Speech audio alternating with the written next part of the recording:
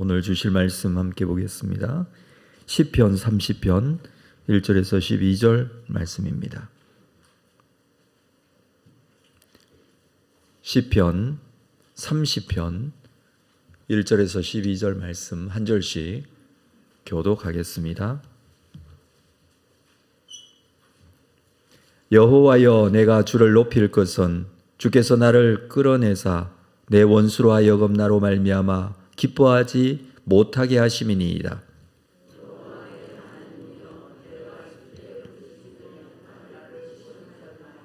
여호와여, 주께서 내 영혼을 수월에서 끌어내어 나를 살리사 무덤으로 내려가지 아니하게 하셨나이다.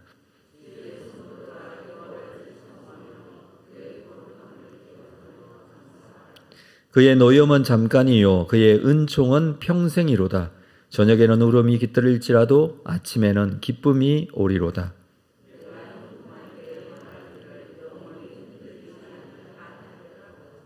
여호와여, 주의 은혜로 나를 산같이 굳게 세우셨더니 주의 얼굴을 가리심에 내가 근심하였나이다. 내가 무덤에 내려갈 때에 나의 피가 무슨 유익이 있으리요? 진토가 어떻게 주를 찬송하며 주의 진리를 선포하리이까?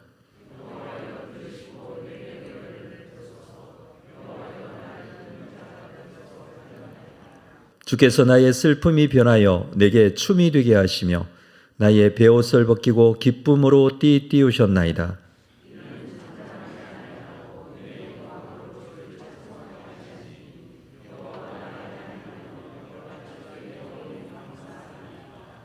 아멘. 오늘 우리가 읽은 이 시편 30편 제목이 붙어 있습니다. 다윗의 시, 그리고 성전 낙성가, 이렇게 제목이 부제로 붙어 있는데, 우리가 알고 있다시피 다윗은 생전에 따로 성전을 짓지 못했죠. 그 아들 솔로몬이 성전을 지었습니다. 근데 다윗의 시인데 성전 낙성가라고 이름을 붙여놓은 것은 다윗이 개인적으로 지은 시에 후대 사람들이 이 이름을 성전 낙성가로 붙여놓았습니다. 그것은 무슨 말이냐면 이후에 성전 낙성식을 할 때에 이 시편을 사용했다라는 뜻입니다. BC 165년에 안티오코스 에피파네스라는 로마 장군이 예루살렘으로 진격하여 침공합니다. 이 로마 장군인데 로마의 병력을 이끌고 여러 가지 정치적인 이유가 있었습니다만은 결론적으로는 예루살렘이 함락되고 성전이 파괴되어지고 뿐만 아니라 이 성전에다가 이방 신상을 세우거나 제우스 신상을 갖다 세웠죠. 뿐만 아니라 돼지 피를 이 성전에 뿌리고 하면서 이 성전을 더럽히게 되죠. 이스라엘 사람들의 입장에서는 이 일이 너무나 충격적이었고 너무나 고통스러운 그런 일이었습니다. 이후에 성전에서 제사를 드리지 못하게 하고 안식일을 지키지 못하게 하고 이런 종교적인 핍박이 아주 심각하게 일어났는데, 이때 유대 마카비라는 사람이 병력을 모으고 다시 이 예루살렘 성을 탈환하고 성전을 회복하는 그런 일이 일어납니다. 이런 일들이 신약과 구약의 이 중간기에 일어난 일이기 때문에 따로 성경에서는 기록하지 않고 있습니다. 자, 그때에 성전을 다시 회복하고 깨끗하게 하고 하나님께 제사할 수 있도록 하면서 이 성전 낙성식을 거행할 때에 이 다윗의 시편을 인용해서 하나님께 찬송을 올려드렸습니다.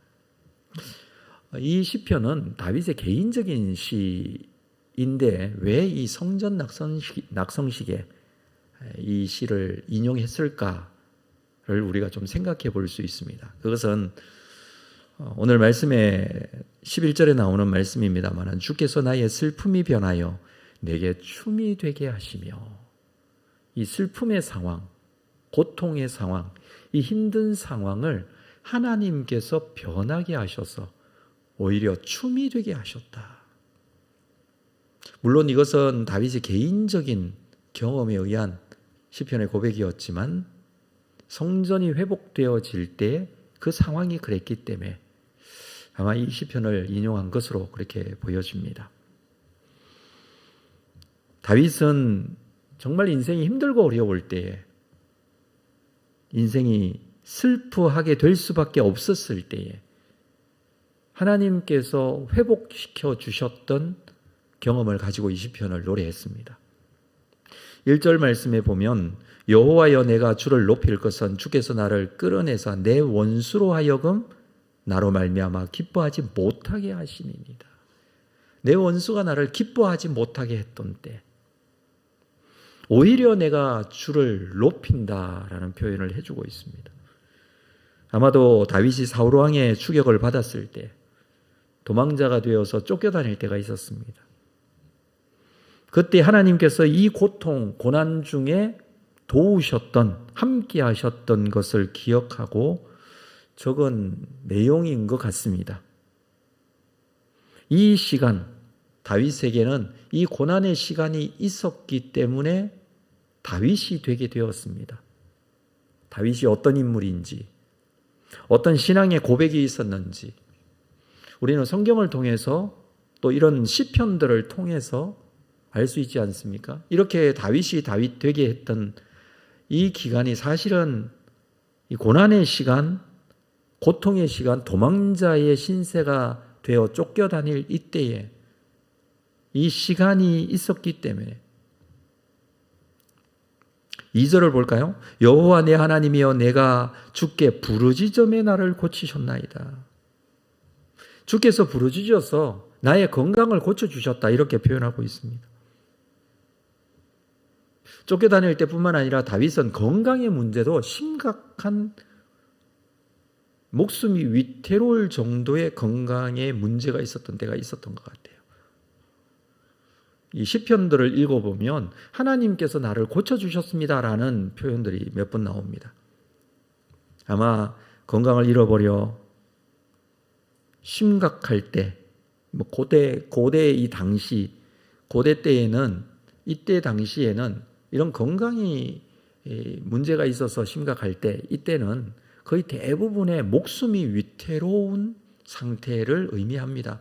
지금과 같이 그렇게 의료나 의술을 의지할 수 있는 그런 어떤 상황이 없었을 때니까, 그래서 목숨이 위태롭게 하는 그런 어떤 질병에 걸렸던 것 같은데 이때 하나님께서 고쳐주셨다 이렇게 지금 고백을 하고 있는 것이죠. 그래서 3절에 보면 여호와여 주께서 내 영혼을 소홀에서 끌어내사 나를 살리사 무덤으로 내려가지 아니하게 하셨습니다. 죽지 않게 하셨다는 거예요. 건강을 회복시켜 주셔서 살게 하셨다라는 그런 표현입니다. 쫓겨다닐 때, 건강에 심각한 문제가 있을 때 이런 상황들이 있었다는 것이죠. 시편 39편 13절에도 주는 나를 용서하사 내가 떠나 없어지기 전에 나의 건강을 회복시키소서. 심각한 육신의 질병으로 죽을 수밖에 없는 상황, 떠나 없어지기 전에 나의 건강을 회복시켜 주십시오 이런 고백을 했듯이, 여러분 건강이 악화되어지면 신앙에도 영향이 미치죠. 몸이 심각하게 되면 신앙적으로 더 침체가 찾아오게 됩니다. 그래서 너무나 힘들어서 내 영혼이 스홀에 빠져있는 듯한 그런 느낌으로 하나님께 나아갔던 이런 시간들이 있었지만,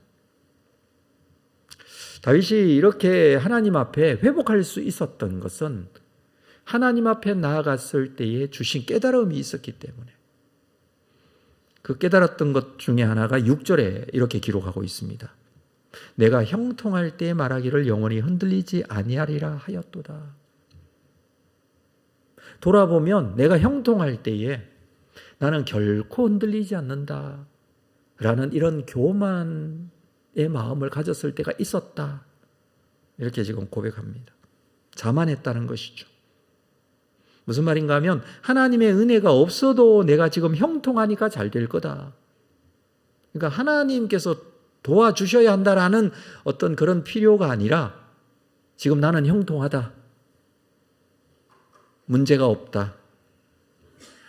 여기서의 이제 형통이라는 이 단어는요, 여기 딱 한 번 쓰고 있는, 성경에서는 한 번 나오는 단어예요. 사람의 형통입니다. 히브리어로는 셀레우라는 단어입니다.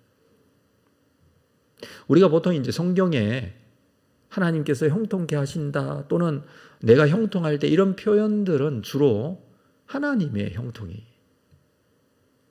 기록되어 있는데 이 6절에 있는 형통은 나의 형통이에요. 사람의 형통. 창세기 39장 2절에 요셉의 형통을 기록하고 있죠. 여호와께서 요셉과 함께 하심으로 그가 형통한 자가 되어. 이 형통은 다른 단어예요. 찰라흐라는 다른 단어입니다. 하나님께서 형통하셨다. 여러분 이 요셉의 상황을 알고 있습니다마는 결코 형통한 때가 아니었어요. 감옥에 가고 뭐 이런 때예요. 그런데도 하나님께서 형통하게 하셨다. 이 표현을 쓰고 있습니다. 그러니까 우리가 생각하는 이 세상의 사람들이 생각하는 또는 이 땅의 형통하고는 하나님의 형통은 좀 달라요. 근데 다윗은 자기가 생각할 때 형통할 때가 있었습니다. 그게 문제가 없고 힘들 때도 뭐 내가 열심히 하면 되고 하나님의 은혜가 절박하게 필요한 어떤 그런 경험이 없었어요. 그런데 다윗이 이런 쫓겨다니는 그런 신세, 건강의 문제, 뭐 그 외에도 여러 가지가 있었겠지만 그런 어려움이 찾아왔을 때 자신의 모습을 돌아보고 있습니다. 나는 나의 형통을 생각하며 살았다는 것이죠. 그러나 하나님께서 막으시면 아무 소용이 없다는 것을 이제야 깨닫게 된다. 우리에게 필요한 것은요, 사람의 형통이 아니라 하나님의 형통입니다. 하나님께서 함께 하시는 형통이 진정한 형통이죠. 그래서 어제 본문에서 우리는 하나님의 뜻을 구하는 기도, 아버지의 원대로 하옵소서라고 했던 것은 이건 내가 나를 포기하는 게 아니에요. 하나님의 형통이 이루어지기를 기대하는 마음으로 그렇게 기도했던 것처럼 다윗은 이제야 자신을 돌아보면서 하나님께 나아가게 된 것입니다. 자기의 인생에서 하나님의 은혜가 필요하다는 것을 너무나 깊게 지금 깨닫고 있습니다. 슬픔의 밤이 찾아올 때 다윗과 같이 하나님의 형통을 기대하며 하나님께 나아가 머물러야 합니다. 그의 음성을 듣고 기도해야 합니다. 그래서 그는 10절에서 이렇게 고백합니다. 여호와여 들으시고 내게 은혜를 베푸소서. 여호와여 나를 돕는 자가 되소서. 하나님께서 은혜 베풀어 주셔야 합니다. 하나님께서 도와주셔야 합니다. 여러분 이 기도를 오늘 하십시오. 하나님 나에게 은혜 베풀어 주십시오. 하나님 나를 도와주소서. 자, 5절에 보면 5절로 돌아가서 그의 노염은 잠깐이요 그의 은총은 평생이로다. 저녁에는 울음이 깃들일지라도 아침에는 기쁨이 오리로다. 이 고백을 했었어요. 이것은 새 아침을 기다리는 다윗의 신앙 고백 아닙니까? 노염은 다윗이 당하고 있는 어려움들입니다. 이 어렵고 힘든 시간이 그냥 끝나지 않는다는 것을 보여줍니다. 노염, 하나님의 노염과 같이 느껴질 이 고통과 아픔의 시간. 그런데 이 밤은 지나갑니다. 하나님의 은총의 아침은 반드시 찾아옵니다. 여러분 아침에 오늘도 아침에 나오실 때 어두운 시간에 나오셨다면 마치고 나가실 때는 아침이 바깥에 밝아 있잖아요. 걱정하신 적 있나요? 아침에 안 오면 어떡하지? 한 번도 걱정하신 적이 없으실 거예요. 아침은 당연히 오니까. 이 지구가 태어나고 나서 아침이 찾아오지 않은 적은 한 번도 없었습니다. 하나님께서 그렇게 하실 것이다 라는 거예요. 내 인생에 하나님의 함께 하심이 반드시 밤이 지나고 아침이 오듯이 그 아침을 기쁨으로 만들어 주신다라는 고백을 이렇게 하고 있습니다. 근데 노염은 잠깐이라고 했어요. 없는 게 아니에요. 고통의 시간, 힘든 시간들이 있을 수 있습니다만 하나님의 은총은 평생입니다.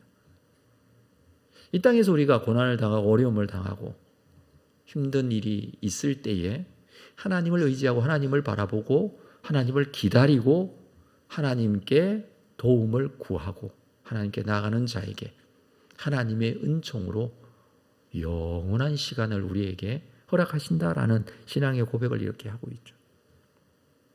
다윗이 그렇게 기도했던, 아까 잠시 말씀드렸습니다만 시편 39편에 보면 그의 건강에 문제가 있었을 때 같은데 그때 이렇게 고백했습니다. 시편 39편 12절 여호와의 나의 기도를 들으시며 나의 부르짖음에 귀를 기울이소서.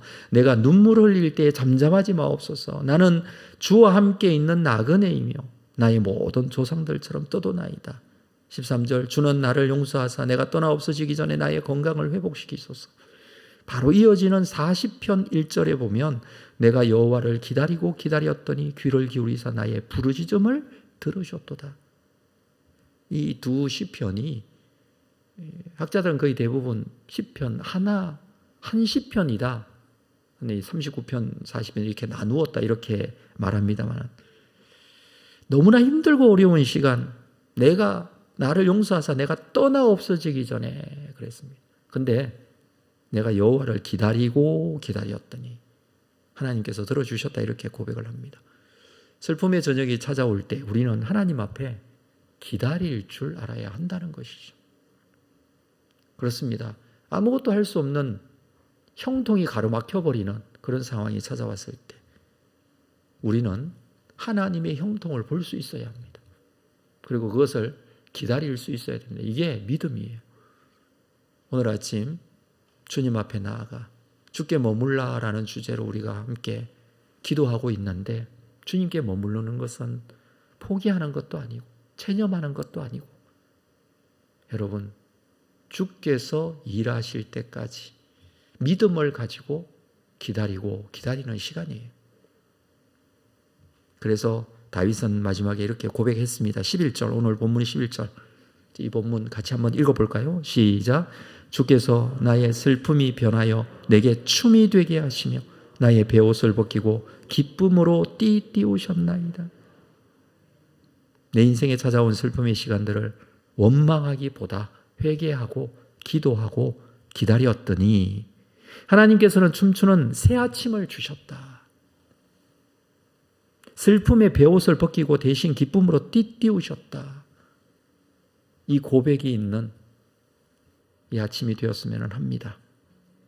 여호와를 기다리고 기다렸던 다윗처럼 저녁에는 울음이 있었지만 기쁨의 아침을 주신 하나님께 기도로 나아갔던 다윗처럼 그리고 성전에서 더 이상 제사할 수 없는 나라의 멸망, 성전의 멸망이 있었던 그 중간기에 하나님께서 다시 회복해 하시고 성전에 나와 함께 예배할 수 있도록 이 슬픔이 변하여 춤이 되게 하시는 하나님의 은혜를 고백했던 그 시대의 사람들처럼 오늘도 우리가 하나님 앞에 기다릴 줄 알고 비록 인생은 고통이고 힘든 시간들이 있을 수 있어도 하나님께 머물러 있을 때 하나님께서 우리의 마음속에 채워주시는 놀라운 은혜의 은총, 이것이 평생이다 고백할 수 있는 이 아침이 되시기를 주님의 이름으로 축복합니다. 함께 기도하겠습니다. 주께서 오늘도 우리와 함께 하시고 우리의 기도와 이 시간에 우리와 동행하시고 말할 수 없는 탄식으로 간구하시는 성령께서 나의 옆에 계시고 나의 마음속에 함께 하시는 줄로 믿고 울음이 변하여 슬픔이 변하여 춤이 되게 하시고 기쁨이 되게 하시는 하나님을 경험하시기를 바랍니다. 우리 같이 하나님 앞에 기도의 시간 갖도록 하겠습니다. 거룩하신 아버지 하나님, 오늘도 이 아침에 다시 한번 주의 은혜를 구하고 주님 앞에 더 가까이 나아갑니다. 시간마다 주시는 하나님의 놀라운 은혜의 사